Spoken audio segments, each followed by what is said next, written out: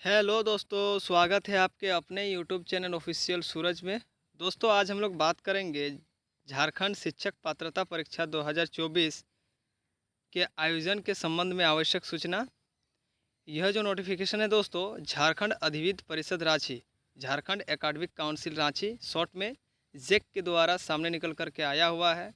मैं आपको बता दूं कि झारखंड शिक्षक पात्रता परीक्षा जेटेट जिसका नाम होता है, वो परीक्षा दोस्तों conduct Jharkhand academic council Ranchi यानी कि जेक ही कराता है। ठीक है, तो लगातार सभी स्टूडेंट सभी दोस्त हमें कमेंट करते आ रहे थे कि सर जी जेटेट परीक्षा का आयोजन कब होगा, और आप बोले थे कि जुलाई में इसका नोटिफिकेशन आ जाएगा। तो मैंने जैसा आप लोगों को बोला था दोस्तों, बिल्कुल वैसा ही हुआ। इसका नोटिफिकेशन का डेट आ गया है। कब से आप लोग अप्लाई करेंगे, कब इसका अप्लाई करने का लास्ट डेट है, मैं सभी चीज़ों का डिस्कशन इस वीडियो में ए टू जेड करने वाला हूँ। वीडियो को कहीं स्किप मत कीजिएगा, नहीं तो दोस्तों कुछ समझ में भी नहीं आएगा। कौन कौन इस में भाग ले सकते हैं, क्या अपेयरिंग स्टूडेंट भाग ले सकते हैं कि नहीं, है ना। जिनका हो गया है फाइनल वो तो भाग ले ही सकते हैं, चाहे वो 1 to 5 के लिए हो या फिर 6 to 8 के लिए हो। 1 to 5 जो होता है वो DLED लेवल में होता है, और 6 to 8 जो होता है BEd लेवल में होता है। और BEd लेवल के ऐसे स्टूडेंट जो 1 to 5 और 6 to 8 दोनों भर सकते हैं, वो भी भर सकते हैं। ठीक है, क्योंकि इसका फ़ी वगैरह का सारा चीज़ का डिटेल में अभी मैं आप लोगों को बताऊंगा। यदि दोनों भरते हो 1 to 5 और 6 to 8 तो कम पैसा लगेगा, यदि अलग अलग भरते हो आप लोग फॉर्म तो ज़्यादा पैसा लगेगा। फॉर्म जो है दोस्तों ऑनलाइन भरना पड़ेगा आप लोगों को। ठीक है, किसमें कितना सीट है वो भी मैं चीज़ आप लोगों को बता दूंगा। ठीक है, और कितना कितना इसमें सीट का तो कोई मतलब मांग नहीं है दोस्तों, मैं आप लोगों को माफ़ी चाहता हूँ। मतलब कितना आप लोगों का न्यूनतम मार्क्स रहने पर आप लोग इस फॉर्म को भर पाओगे ग्रेजुएशन में या फिर इंटरमीडिएट में या फिर BEd DLED में, उसके बारे में मैं अभी बात करूंगा। ये तो जेटेट है, एक बार जेटेट यदि कोई पास करता है तो उसका आजीवन रह जाता है, झारखंड में ये वैलिड हो चुका है। और एक बात, प्रत्येक 7 साल के बाद जेटेट का आयोजन होगा। इस बार जेटेट निकला है, अब फिर 7 साल बाद फिर निकलेगा, है ना। ये कोई मतलब ये मत रखिए कि अगले साल भी जेट निकलेगा या फिर 2 साल बाद निकलेगा, क्योंकि 2016 में निकला था, 2024 में एग्ज़ाम हो रहा है। सोच लीजिए 8 साल बाद, 7-8 साल बाद फिर से 7-8 साल के बाद जेट निकलेगा। लेकिन उम्र में एज में आप लोगों को प्रेफरेंस दिया जाएगा। ठीक है, क्योंकि आगे ही मैं पेपर कटिंग में एक बार मैं इसका वीडियो बना चुका हूँ, नहीं देखे हैं तो वहाँ पर जा कर के आप लोग देख लीजिएगा। तो फिलहाल मैं अभी जेटेट का पूरा संपूर्ण इसका जो नोटिफिकेशन है इसका मैं पूरा बताऊंगा। ठीक है, कैसे करके अप्लाई करना है, कौन कौन अप्लाई कर सकता है, फ़ी कितना रहने वाला है, सभी चीज़ों के बारे में डिस्कस करूंगा। ठीक है, तो चलिए शुरू करते हैं वीडियो को दोस्तों। जैसे कि यहाँ पर आप लोग देख पा रहे होंगे, झारखंड शिक्षक परीक्षा, ठीक है, 2024 के संबंध में आवश्यक सूचना। यह जो नोटिफिकेशन है दोस्तों झारखंड एकेडमिक काउंसिल रांची के द्वारा सामने निकल करके आया हुआ है, विज्ञप्ति संख्या 30/2024। ठीक है, चलिए हम लोग वीडियो को शुरू करते हैं। देखिए दोस्तों, मैं पूरा तो पढ़ के नहीं बताऊंगा। ठीक है, यहाँ पर मैं जो मेन चीज़ है उसके बारे में मैं बताऊंगा। जैसे कि यहाँ पर लिखा हुआ है, पहले इतना मैं पढ़ के आप लोगों को बता दे रहा हूँ। यहाँ पर लिखा हुआ है कि एतद द्वारा सर्वसाधारण को सूचित किया जाता है कि झारखंड शिक्षक पात्रता परीक्षा यानी कि जेटेट नियमावली 2019, झारखंड शिक्षक पात्रता परीक्षा संशोधन नियमावली 2022 एवं झारखंड शिक्षक पात्रता परीक्षा द्वितीय संशोधन नियमावली 2024 में किए गए प्रावधान के आलोक में राज्य के प्रारंभिक विद्यालयों में सहायक शिक्षक एवं उर्दू सहायक शिक्षक पर नियुक्ति की जा रही है। इस परीक्षा में सम्मिलित होने से संबंधित योग्यता, अर्हता, पाठ्यक्रम, भाषा, पात्रता, मानदंड आदि परिषद के वेबसाइट www.jec.jharkhand.government.in, ठीक है, यहाँ पर देख सकते हैं, जेक पर उपलब्ध है, जिसका गहनपूर्वक आलोकन किया जा रहा है। योग्य एवं अर्हताधारी अभ्यर्थी इस परीक्षा में सम्मिलित होने हेतु आवेदन परीक्षा आवेदन प्रपत्र दिनांक 23 जुलाई 2024 से लेकर के 22 अगस्त 2024 तक आमंत्रित किए जाते हैं। मतलब ऑनलाइन एप्लीकेशन स्टार्ट हो जाएगा आप लोगों का 23 तारीख से। 23 जुलाई 2024 से आप लोग इस फॉर्म को भरना शुरू कर सकते हैं। इसका जेक के ऑफिशियल वेबसाइट में इसका फॉर्म भरना शुरू होगा, और इसका लास्ट डेट रखा गया है 22 अगस्त 2024। ठीक है, 23 जुलाई 2024 से लेकर के 22 अगस्त 2024 तक, कुल मिलाकर के 1 महीना का समय इसमें दिया गया है। इसके बाद मैं बात करूंगा वांछित अर्हता एवं योग्यता, कौन कौन इस परीक्षा में भाग ले सकते हैं। ठीक है, तो सबसे पहले इसमें बताया गया है कि भारत का नागरिक होना चाहिए। भारत के नागरिक तो सबको ही होंगे, अमेरिका से आके तो कोई अप्लाई करेगा नहीं।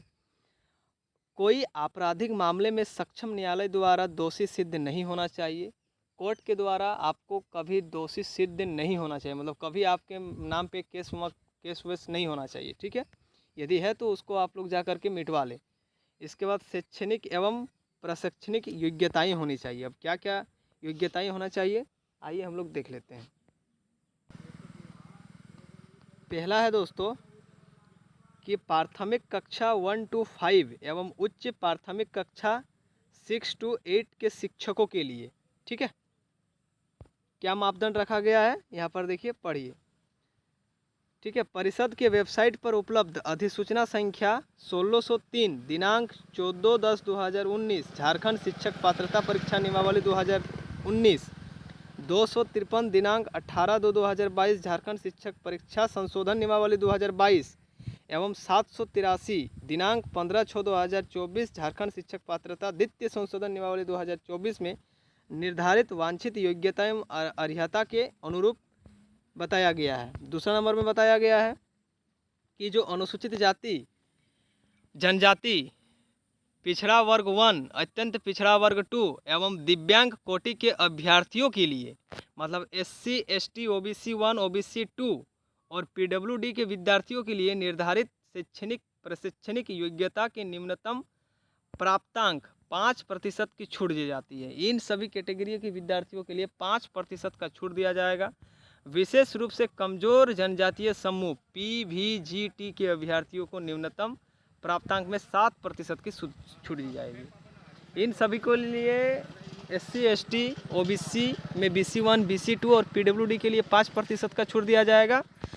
और स्पेशल जनजाति, ठीक है, आदिम जनजाति जिसको बोला जाता है, PVGT अभ्यर्थियों के लिए 7% का छूट दिया जाएगा।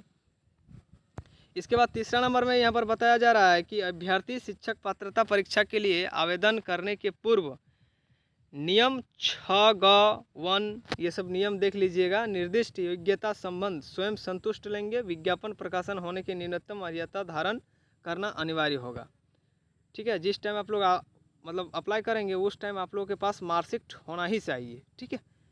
इसके बाद आइए हम लोग चौथा नंबर वाला पढ़ लेते हैं। यहाँ पर बताया गया कि ऐसे अभ्यर्थी जिन्होंने शिक्षक पात्रता परीक्षा में भाग लेने की अनुमति प्रदान की गई हो से तात्पर्य नहीं होगा कि उनका अर्हता निर्धारित योग्यता के अनुरूप सत्यापित है। उनके अभ्यर्थियों का अंतिम सत्यापन सक्षम नियुक्ति पदाधिकारी के पास सुरक्षित रहेगा जब आपका पूरा क्वालिफाई हो जाओगे तब, ठीक है। जाति आवासीय बना लीजिएगा मेरे प्यारे दोस्तों, इसमें लगने वाला है। फिर 5 में बताया गया है कि झारखंड शिक्षक पात्रता परीक्षा में शामिल होने वाले न्यूनतम एवं अधिकतम आयु का निर्धारण, इसमें एज का बात बताया जा रहा है।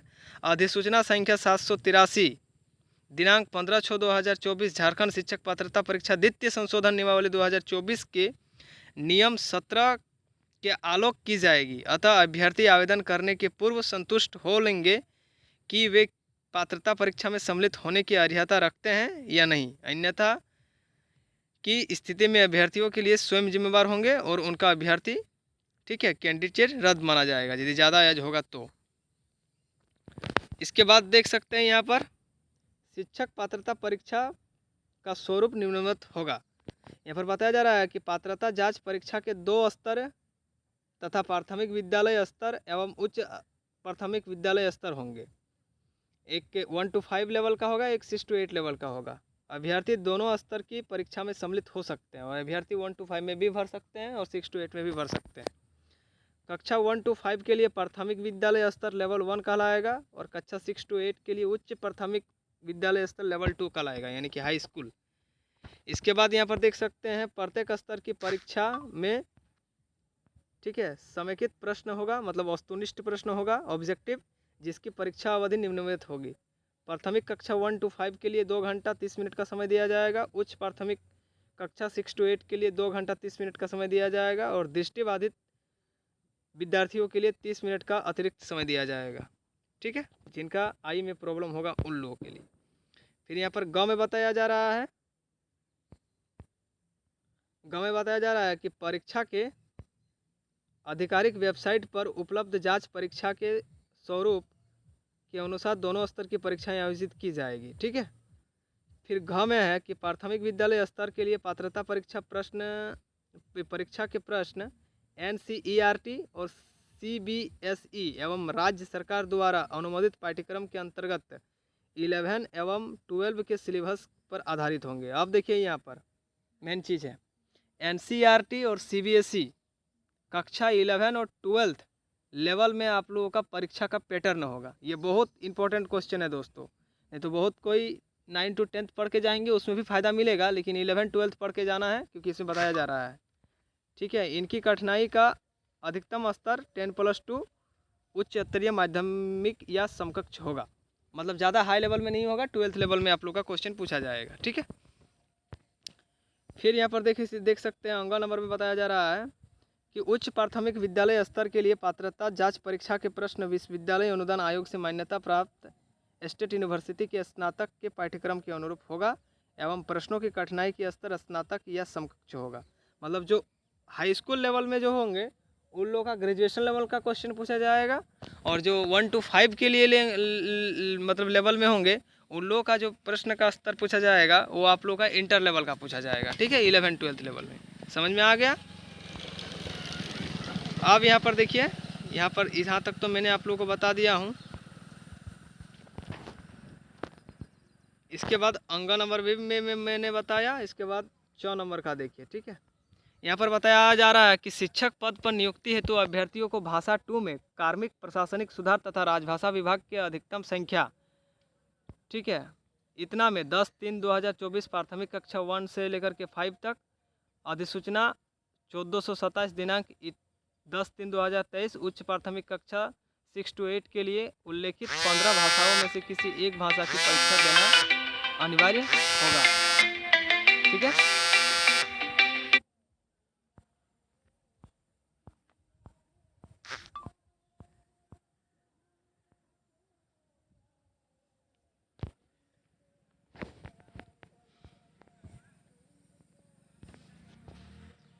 फिर घ है परीक्षा में अनुत्तीर्णता हेतु निम्नवत प्रतिशत अंक लाना अनिवार्य होगा।